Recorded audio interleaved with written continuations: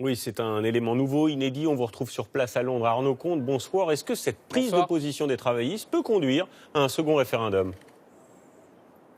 Alors, mathématiquement, non, puisque les députés travaillistes au Parlement britannique ne sont pas majoritaires, mais vous savez, la politique, ce n'est pas que des chiffres. Et indéniablement, ça ouvre une porte, ça met encore plus de pression ce soir sur les épaules de Theresa May, qui va donc mettre toute son énergie pour essayer de trouver un accord avant le 29 mars. Le Brexit, officiellement, c'est dans 32 jours, car elle sait que si elle ne trouve pas d'accord, il y aura potentiellement un report, et qu'avec un report, tout pourrait être remis en question, et pourquoi pas un nouveau référendum. Malgré ces coups de semonce, il y a fort à parier que dans les prochaines semaines, Theresa May va rester fidèle finalement à ce qu'elle a toujours fait, c'est-à-dire c'est de mettre tout le monde dos au mur en disant ce sera mon accord même s'il n'est pas parfait, ou alors une sortie désordonnée de l'Europe, un fameux no deal.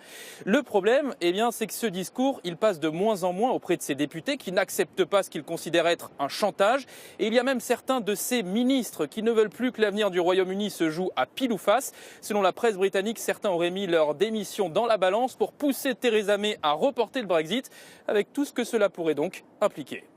Merci Arnaud, en direct de Londres, pour ces précisions.